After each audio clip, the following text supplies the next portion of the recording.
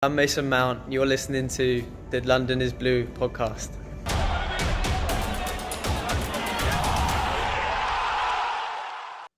All right, Chelsea fans, welcome back to Midweek Pod.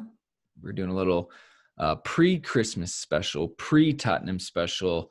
Normally we have Champions League or RIP Carabao Cup matches, so we thought we'd jump in and fill the void for all of you. We've been on a nice hot run of pretty much 2 pods a week.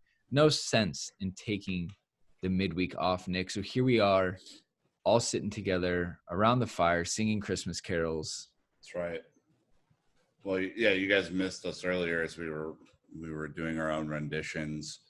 I was doing a Scott Stapp, deep growly voice. It was pretty excellent. I think everybody can appreciate Scott Stapp, is what I'm saying to you right now.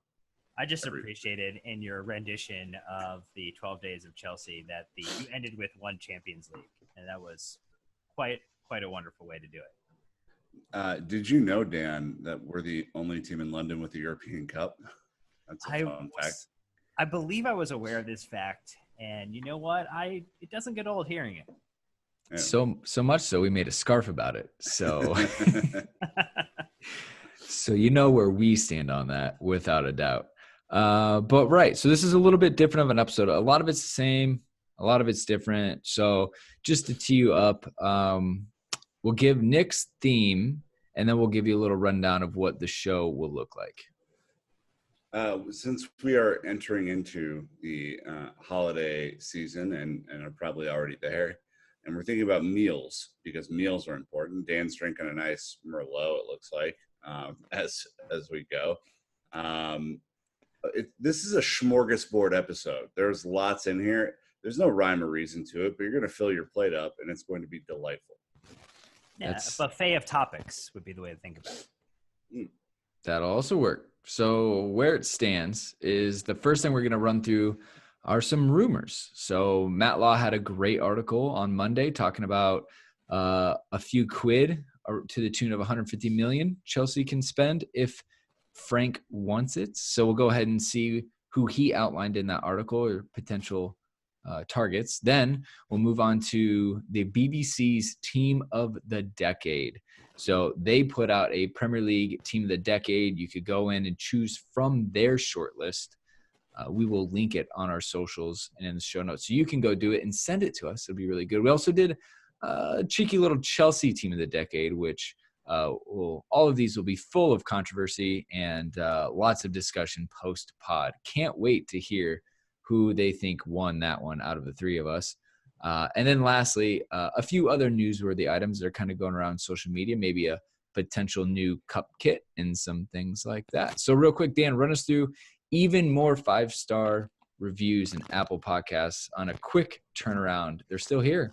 Well, we had a wonderful collection of 5-star reviews on Apple Podcasts. We had Josh, we had Jay, we had I Hate Fake News, which I think we all can agree with that point. And then we had Mike all the way from South Africa giving 5-star review love. The type of holiday cheer that the London's Blue podcast likes to receive, Nick, is a 5-star review on Apple Podcast. And we would encourage everybody to get it in now before the Tottenham match, because that'd be a great time to get a shout out on a pod. All right. So now that we've got done with Apple Podcasts, you know what comes next, and that is Patreon. Nate, my man, huge shout out for joining up. Discord access should already have. If not, let us know. We will get it to you right away. All right. So a little house plug, Nick, before we get into the rumor mill. Pretty excited about this. I know it's been a long time coming.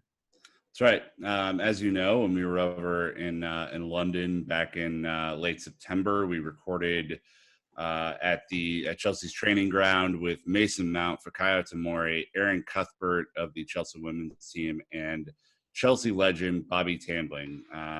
This was all in an effort to produce the aptly named Chelsea DNA series, which our buddy Joe Tweeds had kind of bantered back and forth with us on, and we decided to kind of make a series out of it.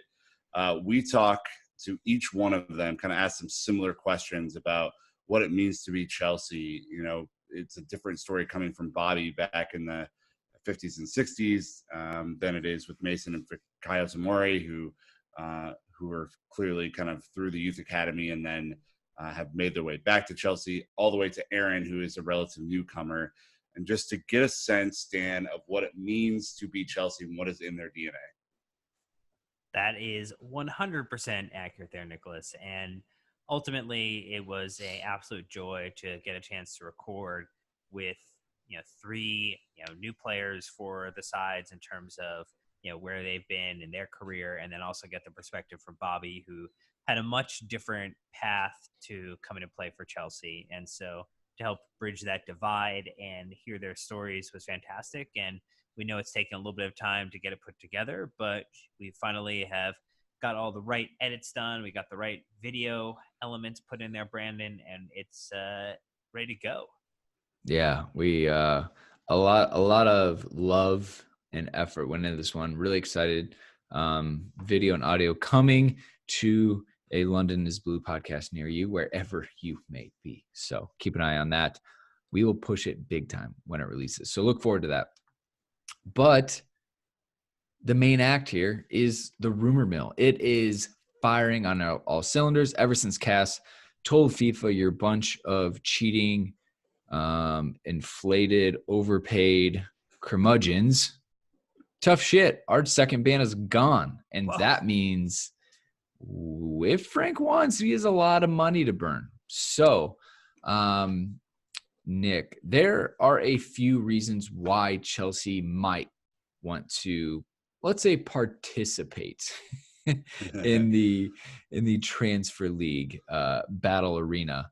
What are some of those reasons that we have just really recently come across? Yeah, Chelsea may want to, much like Scrooge McDuck, dive into a huge pile of cash Head first, swim around, do a few laps. Clearly, the form has not been very good. We've lost 4 or 5 in the Premier League, which is unacceptable when you're playing Bournemouth, Everton, and West Ham, who are relegation threatened. So that isn't great. The other reason would be that we have a big old Champions League fixture coming our way in February against Bayern Munich. They're a small team in Germany. I'm not sure if you've heard of them. And the final one is that I think there could be some movement out. So freeing up a couple of spots with Giroud and Pedro, who are certainly linked with moves away just due to playing time and things like that. So, Dan, thoughts on any of those three being kind of the clear indicator? Well, I think the issue that is showing itself is not necessarily just departures or the form, but it's the size of squad and the ability to rotate effectively is what we're seeing if we're looking at root cause of the problem. So we've done our analysis. It's nothing anybody else has seen. Clearly, we're the first people to highlight this fact, but ultimately there's more needed out of this squad. There are players who've aged out or maybe have found themselves just out of form or really out of favor and are going to be taking a different direction for their careers. And at this point, Brandon, it's time for Chelsea to, with the ban removed, refill and replenish the side beyond what we've done by pulling from the academy and loan divisions. Got to be careful. This is the old trap Chelsea like to fall into. Buy a bunch of depth. Buy a bunch of overpriced squad players. But I don't know if it's going to happen. We'll have to see. Obviously, as you talk about Bayern, the good news, Nick, is all Chelsea fans remember Bayern for their epic 2012 defeat in their home arena to Chelsea in the Champions League final. And Bayern's English Twitter account has already relived that and talking about how they have 2012 muted and Didier Drogba muted on Twitter, which is great to see. But look, it's going to be no small feat. I think Chelsea, with the squad we have, should and can compete for top 4 all season, even though there's some pressure. But I think Frank's even talked about specifically the Champions League and not taking that lightly as a reason. And as you look at what's ahead of us, Bayern, while not doing great in the league, but they've now jumped up to 3rd in the Bundesliga, but very recently we're down in 7th. Okay. They cruised in their group stage matches. But to be fair, they had a pretty easy group stage. They took maximum points. They had a plus 19 goal difference. Remember, that's only in 6 matches. Oh my God, that's just destructive. And Two their at group, home, 7-2 at home. yeah. I mean, look, their group was Spurs, Olympiacos, and Cervena Zvezda, which Say that again, 5 times fast, Brandon. yeah. And look, they beat Tottenham in a throwaway match. They beat them in the competitive match. And then, yeah, I mean, look, Olympiacos and the other team aren't really going to put up much of a fight. So that sets this stage, right? So in response to all that, trusty Matt Law put out a transfer roundup article this past Monday and had some very interesting topics to talk about. So let's kind of react to what he had to say, Dan. And maybe you want to set the scene of this article by reading off the first paragraph. I think that'll help our listeners. Chelsea scouts are compiling a list of forwards who might be able to inject fresh impetus into the club's season as head coach Frank Lampard prepares to start to spending his £150 million transfer budget. All right. Scrooge McDuck just wading through some cash, you know? Uh-huh. All right. And then I pulled out one more quote before we get into names. Lampard has spoken about the need to add some unpredictability to his team, who have failed to score at home in defeats to West Ham United and Bournemouth in recent weeks.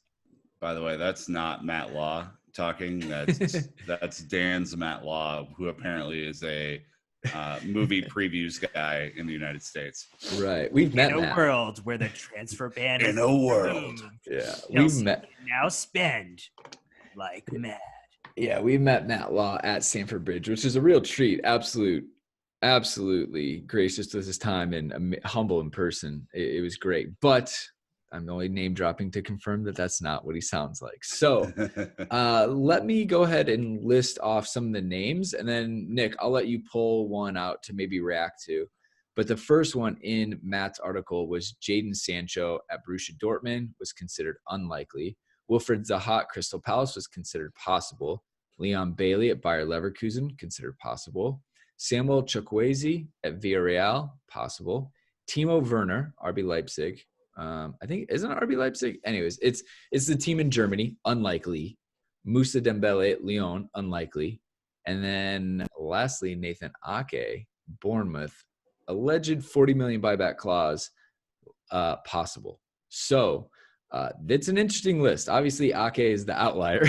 So I'm assuming you're going to pick maybe one of the attacking players. Yeah. So I think let's set the table, right? Like when we're talking about these rumors, what are a few factors that we need to consider? The first being, as we were talking about the Champions League earlier, is this player eligible to be registered in our Champions League lineup? Because if not, why? Why would we spend crazy money? So Zaha fits that. Bailey fits that, I guess. Timo Werner doesn't. So Sancho doesn't. So let's keep a real head about that. The next one would be, as we've talked about before, are we buying extreme quality or are we buying fillers? I only see a couple of extreme potential quality in that list, and both of them are unlikely. So, personally, I think Sancho would be a great addition to the club. I think his production, screams that he would be someone who could really grow as a young player into, a world-class talent. Are we going to get him in January, Dan? No. So, pass for me. Well, what if, just crazy idea, we do another signing him during January so that he comes in the summer? Because that also is something we did with Pulisic, and it worked out well for us. It doesn't help in the short term, and I get that. And part of the challenge with the narrative that Matt Law puts forward is it's about what are we going to do in January with a look forward to just what impacts January. And I think ultimately the holistic approach needs to look at what can we do in January that not only sets us up for a great rest of the season now, but can potentially set us up for a fantastic 2020-2021 campaign as well. And as much as it is absolutely painful to say, I mean, Leicester are the only side right now looking like they will give Liverpool a run for the title, which is absolutely terrible to say and to put out into the world, but that is where we're at. It is as much to me as about getting ready for the next campaign as it is for finishing out the remainder of this campaign. And Brandon, in my mind, when you look at Jadon Sancho being one goal away from hitting his goal across 40-ish games last season to now in 20 some odd games hitting his goal total from last season, like that is like he is a prime talent. There's a reason why he's valued at 100 million pounds plus and would be a phenomenal addition as we are aging out wingers like Pedro and Willian or performancing them out at this point in time. It's probably not a huge red flag, but he is throwing a bit of a fit at Dortmund, showing up late from breaks, not really being professional. And I understand there's a bit of a game for players to play to force a move, but it's just something to think about. I think he's, I don't know. Anyways, Zaha, Pat Nevin was really big on Zaha in one of the recent BBC podcasts, Football Daily, just saying that he feels like Zaha is this good in a pretty bad Palace side. I mean, being nice about it, they don't really go forward. They defend a lot. He's like, just think if he got the ball regularly, he had other people, he wasn't triple teamed all the time. How good could he be? But I also go back to attitude, I mean, Reece James shut him down for a match and, he got stupid caution, had some fight, issue back and forth. Liam Bailey's got just a dramatic father of an agent, which comes with so much drama and baggage. I'm not really sure. I don't know much about Samuel Chukwueze. So, there's that. Moussa Dembele. When you buy from France, it's kind of an Are you going to get what you want out of them? I mean, you take Nicolas Pepe. He's doing okay at Arsenal. To be fair, they're not really set up to make him successful because of their season.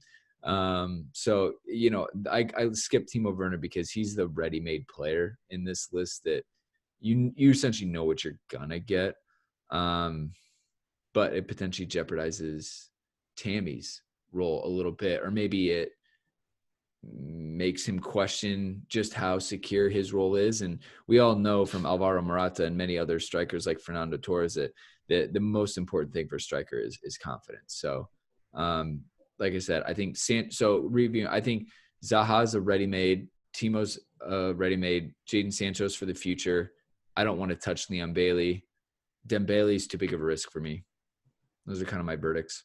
Yeah, and I would add, like, as people are getting nostalgic about Ake's performance in the 2016-17 FA Cup semifinal against Spurs, he's not world class, right? He's a good guy, good defender, clearly good in the air, can attack the ball in corners. I think we spoke about this last week, Dan. Probably better in a 3 than he is in a 2, and we haven't played a 3 that much this year. So I genuinely don't know how Ake fits into this current method. He's not that great on the ball either, honestly, and we need that. Yeah. It's tough. I think there's a lot of desire to have players who know the system and to think about the fact that it's only of value because we can redeem it at a lower rate at the moment relative to the other clubs that are connected to it. And I think this goes back to the larger point around so many of these rumors are founded by players, player agents, a little bit of speculation, sometimes getting feelers from a club to understand what it might be like to sign that type of player. But a lot of this is really the type of speculation, and it just makes sense to throw Nathan Ake's name in here, whether we are not considering him, because he played for Chelsea previously. We have rumor buyback clause, and it's effective, and he's already in the Premier League. So that alone makes the story right there. I would give more credence to some of the other names on the list, like Jadon Sancho, as an actual individual. I think Timo Werner is the absolute truth when it comes to potentially giving us a second striker option. 21 goals, 9 assists, 23 games this season. That's a goal or assist in every 60 minutes. He is absolutely exceptional and would be a massive upgrade. But again, these are not people who get signed in January. Jadon Sancho is playing for Dortmund. He is playing for Leipzig. There are Champions League individuals and teams. Like, they are not going to be leaving in January. No team that's in the Champions League is going to sell and give up a player during that time frame, Nick. So ultimately, like, this list is great, and kudos to Matt Law for continuing to source. And if he's sourcing it, there's some level of truth, I think, to all of these in consideration. But the amount of maximum truth is where there's the variability.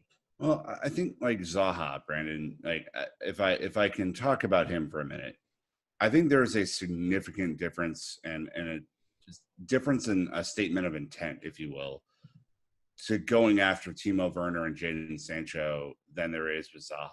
I mean, the only reason you go after Zaha is for a Band-Aid replacement for now. I don't know, after seeing him the last 2 years, you could argue 2 years ago, he would have been a way more interesting option than he is right now.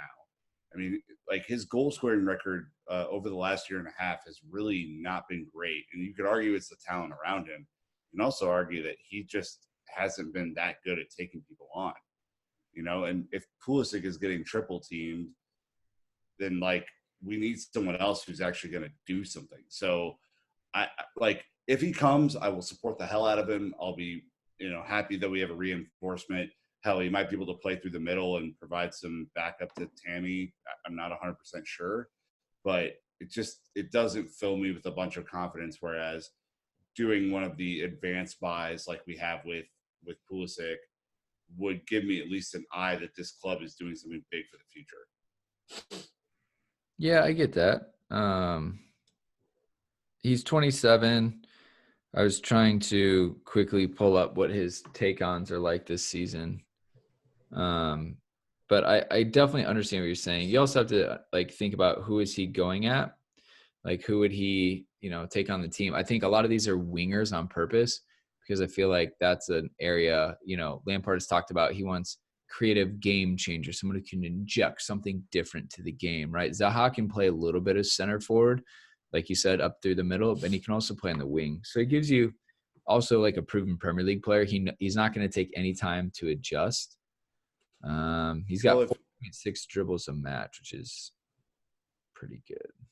It is, but then you look at his goals per match, it's 0.18. He has 35 goals. Like 3 goals in 16 appearances this season. Yeah, so like, is he even as good as Willian?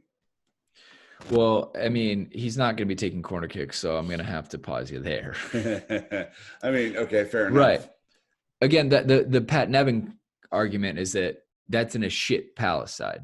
Imagine what he could do with N'Golo Kante, Jorginho, Tammy, Mason, players like that. I don't know. I guess. I mean, but like, the other point is, like, if he's not doing it weekly, Dan, with a bunch of rest in between matches, how might he adapt to playing every 3 days for the rest of the year? Yeah, I'm not sure. Look, it's the type of signing that I think is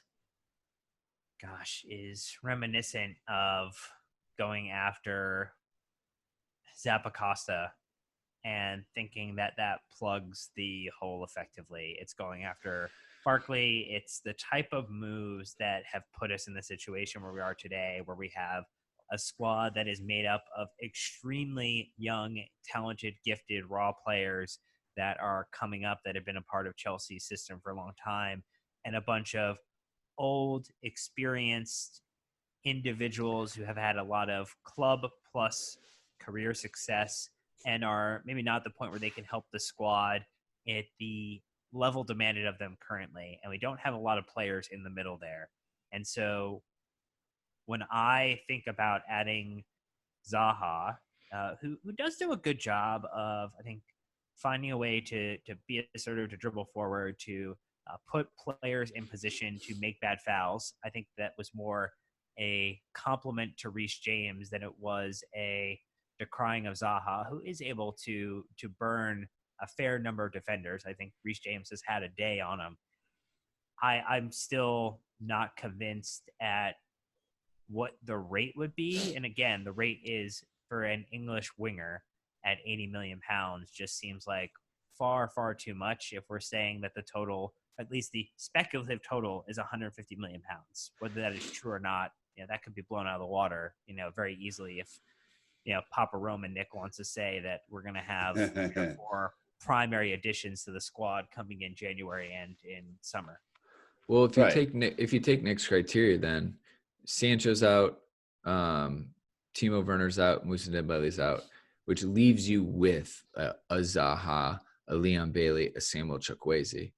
What is interesting is that Zaha, since he's a proven Premier League player, has an inflated price.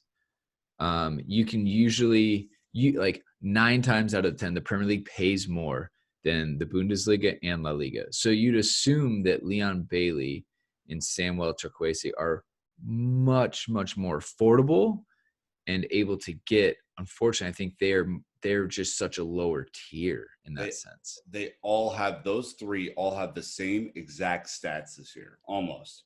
Well, they all have 3 goals and 1 assist in their league calendar. So there you go. The other thing I want to point out is you talk about wages and things like that, is Tammy Abraham and Reece James have yet to sign contracts, which is another article Matt Lott put out. So now it's not really stick, but since Callum Hudson-Odoi got 5 years, $120,000 a week, Tammy's going to be wanting at least that. And now all of a sudden your wage structure, you have to look at a little bit. And like Zaha is going to want big weekly wages versus a Leon Bailey, a Samuel Chukwueze. They're probably going to come in and take $80K a week because that's probably double what they're making now. To be fair, anyone coming from any other league that is not the Premier League, whether it is from La Liga or from Bundesliga, like all of the wages there would be seen as a massive increase because player wages in the Premier League are absolutely inflated relative to the rest of the market. So, I mean, even though the transfer fee might be high for a Timo Werner, like he might get paid relatively to the same rate as what a Tammy Abraham has. And so I think that's, our friend Jake Cohn has talked about this before, but like the amortized player cost is not just the cost of the transfer, it is the wage that they're going to get. And we have actually seeded out a lot of very, very highly priced players over the past couple of years. Morata was on a really good contract. We had Fabregas on a really good contract. Evan Hazard was on a strong contract. I mean, N'Golo Kante, highest paid player on the team currently, Nick. Like we have seeded out a lot of really bad contracts, and I think that's also another thing the club needs to be smart about. Except one. Danny. Dan. Yeah, I think all these things are really good considerations, right? Like clearly the club don't want to spend a ton of money in January. They will if they don't feel like they can make Champions League next year, just because of how important that is for future recruitment and everything else. So they are kind of stuck between a rock and a hard place. But if you had to pick a player from this list, I'm probably, God, I really don't know. I might just go Chukwueze just because it's something different, but only because it fits my criteria of like helping us now and being available for Champions League should we possibly need it. But like I might also take a run at Moise Kean from Everton if he's going to be completely out of favor too. Like I don't know what might be wrong with that team. I just to finalize this, if I could sign one, regardless of whether or not you get them in January or summer, it's still Timo Werner. Like he's the one, gives us opportunity to play 2 up top. That is what top teams do. They play with 2 strikers, they score a ton of goals, and they absolutely demolish teams. Sign me up. honestly, I'm not that excited right now about any of them because you can't get some of the best players in January. So you're back to playing the long run or finding someone else. And again, we've completely just ignored Nathan Ake for most of this conversation, which I think probably says enough about that one. So let us know if any of you are dying to get one of these players in. Again, I don't see Jadon Sancho being released, Timo Werner being released, Moussa Dembele. And of course, those are the best players because they're at the best clubs right now. January is a bitch of a transfer market. And so we're going to have to see if it works out or not. But let us know. Maybe we missed a couple. Again, we're just using Matt Law's article for now. Honestly, if we scrubbed everything from Twitter, we'd be here all night, just legitimately. So we're going to take a quick break. A huge thanks to the sponsor for supporting the show financially. But when we are back, we are doing Premier League Team of the Decade, Chelsea Team of the Decade, and much more. All right, here we go. Team of the Decade. Nick, you sent it to our group chat I did. with a caveat that you put a lot of mental energy into this, broke a mental sweat trying to pick your Premier League Team of the Decade. Walk us through it. You found it on the BBC's website. Yeah, I mean, it's a really cool thing that they're doing. They're doing like a big aggregation of everyone's picks, right? Because it's interesting getting all these perspectives, and I think they're going to do like a cumulative, whoever kind of ranks the best in the positions at the end of the month. So you can go on the BBC's website and put yours together. We'd love to see your teams, because I think we all have a little bit of a different flavor. But I think, Dan, it is important to remember as we think about teams of the decade, who won the title in every year of this decade? Go. Manchester United, 2010, 2011. Manchester City, 2011, 2012. Manchester United, again, 2012, 2013. Manchester City, 2013, 2014. Theme. Chelsea. That's right. 2015. Leicester City, that's right, not Tottenham. Finished third in the two-horse race in 2015, 2016. Chelsea, again, 2016, 2017. Manchester City, 2017, 2018. Manchester City, 2018, 2019. And this season, I don't even want to talk about Brandon. We don't have to because it doesn't count for this. So that is correct. So the BBC's website reads, based on a combination of statistics, longevity, and success, as well as the opinions of BBC sport journalists, we have produced a short list of players who have featured in at least 2 full Premier League seasons. So remember, while our picks are limited, is what I wanted to say. It's not like we could pick anyone. So there was a short list of every position. You did get to choose your formation. Nick literally made up a formation for his. I did. Kind of bullshit, actually. It's when you would play FIFA. Maybe not even. Anyways, it is a proper Premier League Team of the Decade formation. So I'll go first. I went with a 4-3-3, which is what it came with. But anyways, my goalkeeper was the one and only Petr Cech. In the back, I went with 3 center backs and a left back. I went Vincent Kompany, John Terry, and Rio Ferdinand with Kolarov on the left. In my middle 3, I have Lampard, Yaya Toure, and N'Golo Kante. And up top, I have Rooney, Didier Drogba, and Sergio Aguero. Go ahead. Take your shots.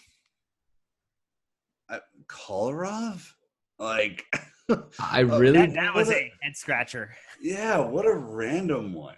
A little bit. So Zabaleta would have been much more acceptable. I had him. Are you also factoring in his Serie A performances? No. Like, is that where it comes in?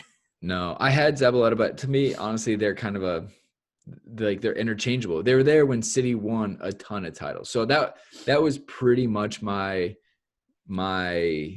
go-to criteria was how many titles did they win. I know it's not perfect because I'm wildly biased with Petr Cech. Those clearly weren't his best years, but it's Petr freaking Cech. Like, I'm not going to not choose him. So yeah, I understand Kolarov. I had Vidic, but I was just like, they didn't win enough to really justify him. Yeah, I don't know, man. I think so. When I look at your team, Rooney was only at his peak for like the first couple years of the decade, right? Right. Like, Yeah. This I think overall, as you're putting your teams together, friends and family out there, the challenge that I had was like when I threw my random formation together, I was thinking about who had the biggest impact in the league for the longest amount of possible time. I have some recency bias in my team. I think Brandon went a little bit more old school with his team. Like Rio Ferdinand, I don't know if I would have put in there. So I think he was definitely more of a previous decade kind of guy as far as impact goes. Like Yaya Toure was an amazing Premier League player and a guy that I hated when Chelsea would play against City, but he was only there for the beginning part of the year, Dan. Like it's a hard one. Right. It's probably because you never sent him a birthday card or birthday cake. That's probably why you hated him as much. That's right. I think the Rooney one is I just think he was so far down the pecking order relative to other strikers at that point and forwards. I don't know if I would have included him, but I see players in here that I have selected in my team, so I don't think Brandon did horrible. All right, well, your turn to have Rockstone at you. At least you have a real formation. I did. I did have to play around with it a little bit because the standard formation of the 4-3-3 did not fit me well. But again, Petr Cech has to be the Premier League goalkeeper of the decade. Did go with the back three of Ivanovic, Company, and Terry as the center rock. Don't know where each of them is going to play, but went with the 5-man midfield of De Bruyne, Lampard, Hazard, Silva, and Conte.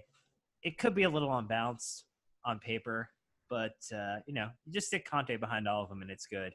And then Aguero and Drogba up top, just playing off one another, and the interchange with all those midfielders who can run forward and score goals. It's just look, it's going to score a lot. Might concede a little, but that team has goals written all over it. Yeah, I mean, I did feel bad not putting David Silva in. He's been absolutely magical in the second half of the decade.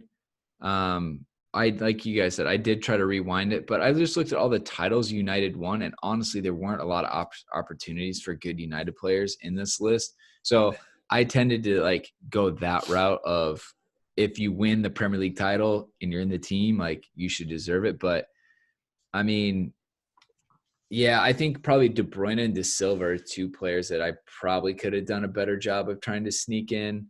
But clearly an absolutely unplayable formation based on the personnel you chose, which is okay. Well, again, stick Conte in front of that back three and you're good. That's all you need. A 3-1 diamond 2. Yeah, it's pretty much. Yeah. And a lot of these are, it's like Dan kind of copied my list that I put out first, and I have to throw that out there. I was first. Mine is a 1-3-3-3-1. It's a classic formation. Is it played on a smaller football pitch? Is that what happened? There's no wings. We'll share on Instagram and Twitter all of our lineups. So you just look at it's literally a grid. It's a 3x3 grid. It's a 1 square 1. It's a classic formation. I had I think the best goalkeeper of the decade was David De Gea. What did he win? Not a ton, but no, he won the league. Travel. He won the league, right? Once, yeah. That's my point. But anyways, like you said, yours is you're going by players who were the most outstanding or biggest impact, not necessarily how successful their teams were, right? Yeah. Well, and he's won the Golden Glove a bunch, actually. Yeah. So, all right. So we're good there. He has credentials. There we go. I have a back three of Dave, Vincent, Company, and Terry. I think that's a solid back three. I have a middle three, as you know, of N'Golo Kante, David Silva, and Frank Lampard. And then I have another middle three. Wait, I'm confused on you have an advanced middle three, if you will, of Raheem Sterling, Kevin De Bruyne, and Eden Hazard. And then they are playing up top to the one and only Sergio Aguero, who I think has been just an indomitable force for the better part of a decade. So I thought about the two-striker thing. I thought about going with a 3-5-2. I just look. I thought these were the best collection of players that I could put together. It wasn't a great formation, admittedly, but FIFA won't even let you use that formation. Nick, how much of that Baileys that you were making for your coworkers did you consume when you were making this lineup? You have 6 midfielders. Yeah, look how much service Aguero's going to get, though. Just a ton. My boy is going to be scoring a lot. Realistically, it's a 3-4-3. If you had to put it into like a real formation. Yeah. But it looks funny as hell in this thing. Again, the big caveats here are the fact that the BBC chose the short list. So we were taking what they gave us and just ripping it apart into our own thing. So check those on our social accounts. But we will link it. So we want to see yours, like show us why we're wrong. I don't want to be told I'm wrong. I want to see what you have so we can compare. It's not that easy. You definitely have to like think as you're going through, because the options you're going to go through and you'll be like, shit, I actually want him. Yeah. And then you're going to redo your formation because you're like, that doesn't like, I can't have Conte out on the wing. That doesn't make any sense. So yeah. You're not going to hit confirm team and be happy. No chance. No chance. No, unless you're me. Yeah, well, So piggybacking off this, we went ahead and tried to do a mini little 2010, 2019 Chelsea team of the decade. And this was much more open, free flowing, off the cuff, little riff here. I led the last one. Who wants to lead this? Who's feels? Fine, you go, Nick. No. I was more than happy to go first. No, Dan, please. Reverse order. All right, so clearly Petr Cech. It can't be anybody else. If you put Willie Caballero in there, you're taking us all for a laugh. Rob Green. The hero Baku. The hero Baku. Petr Cech, Ivanovic, Terry Cahill, Ashley Cole. Three midfielders: Lampard, Fabregas, Conte, and then a 3 forward line with Mata, Drogba, and Hazard. That's it. There's no better answer. Sure, there is. We're gonna do it right now. Mine's a little wacky. Is that when they hit the podcast rewind button for 30 seconds and hear my answer again? Because that would be the way that they could loop the best answer.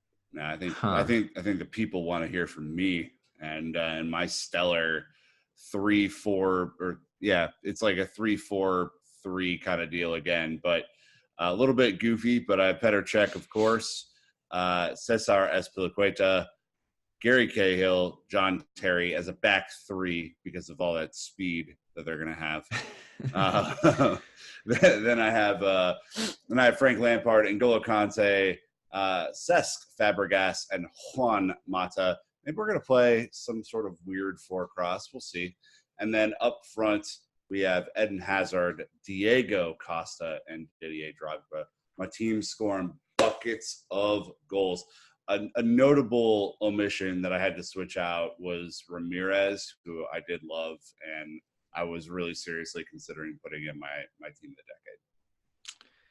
All right. Mine is heartbreaking. Don't put it out into the world, Brandon. I had to be objective about this, and so I put Courtois in goal because we won the most under him. That's always been my criteria with these things. I don't like him. I think he's a pile of snake shit, but unfortunately, we had some good seasons with him there. Then I've got Ivanovic, Terry, Cahill, Aspie in a back four because I wanted this team to be able to play. And then I've got Conte with Fabregas and Lampard in the middle with him. And then up top, I also had Mata, Drogba, and Hazard. You pretty much have like Mata sitting in behind, Drogba and Hazard just riffing off. I looked at Diego Costa as well, but I just only had one good season. So I just felt like it was hard, and just the way it all ended in bittersweet, kind of fiery ash, Nick. I couldn't really come to grips with Diego. Like when he was here, I loved it, but I don't know. It was hard for me to put him in there. To be fair, we didn't have a lot of great strikers outside of Didier Drogba, though, so he didn't have a lot of competition. Right. And the reason I put both in mine is because Drogba, when he came back, was certainly more of a kind of a backup option, right? Not necessarily at his prime.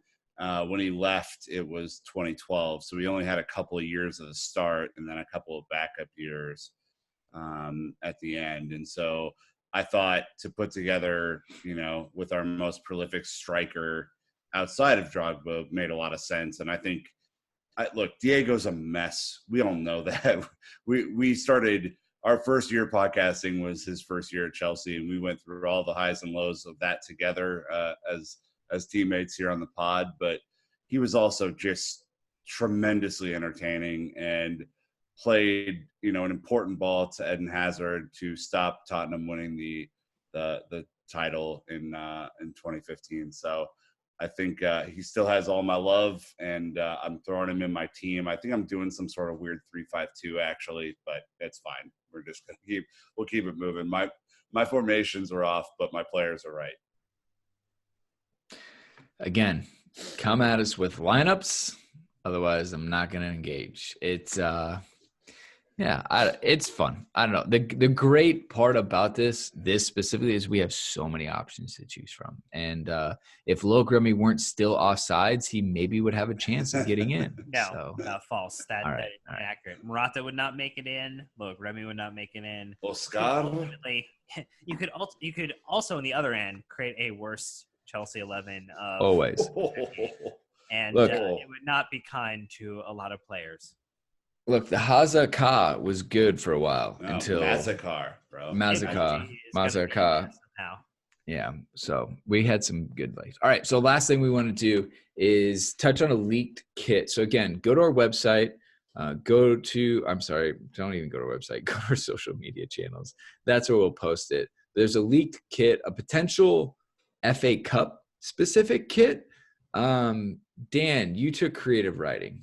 I'm going to give you a chance to do some creative speaking and walk us through what this kit looks like. But again, if you are on the podcast, just like we wanted you to stop and go look at the lineups, stop and go look so you can view this with us on our social media channels. So, but for all of you not on social media like Eric, go ahead and hit us up with a lovely play-by-play from Dan. Well, it's almost like there's a mirage of where the corporate sponsorship that is only available if you squint your eyes and look at it in an alternate direction as you tilt your head is masked by just a magical, majestic royal blue, the Chelsea blue, adorned by a classic Chelsea logo, the golden lion clasping the red with the CFC, not Chelsea, the CFC underneath it, long sleeved and perfectly set to remind you of a magical FA Cup run in the 70s. This looks like a sweater, Nick. And to Dan's point, the Nike sign, the Yokohama, I don't even know. Who's our shirt sponsor? Hyundai? Yeah. They're all muted. The sleeve, it's Hyundai. Yeah. They're all muted to essentially blend in the kit. So it almost looks like your retro kit with the old school logo that's yellow with the red staff that pops. Look, so I know what they're trying to do, right? Like if you look back at the 70s kit, whereas Chelsea have been known to have a big, thick white stripe on the shorts back in the day. During this cup run, they had a big yellow stripe on the shorts. The line was yellow. It was just kind of, yellow was kind of the color of the day. I respect that Nike and Yokohama would be willing to go try and blend into the shirt to try and make the yellow line with the red staff and the CFC stand out even more. I just think it looks like it's misprinted. Mm-hmm. Yeah. And I think I can give an A for effort, but I can't give an A for execution. I just think it looks cheap.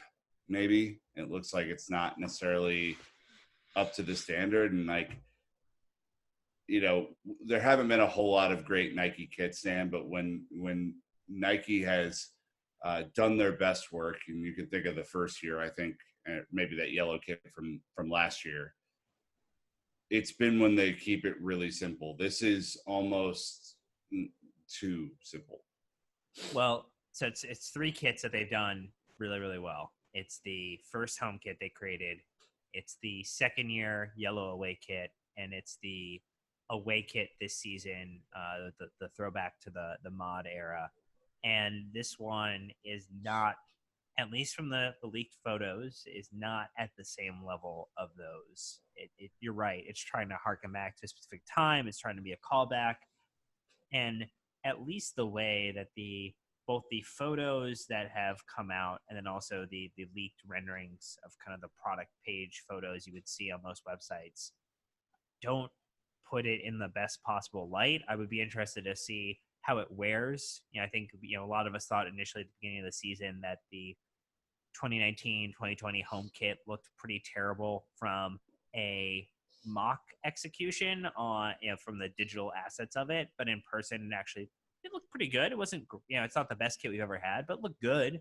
So I think ultimately, again, probably a C+, B-, Brandon. I don't know if I would give it more than that.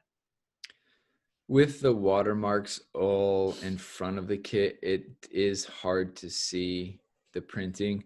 I did find a picture on Twitter of a short sleeve version that was just like hung up in it looks like the back of a Nike store, and it doesn't look any better. Like you said, it the best way to describe it is it looks misprinted.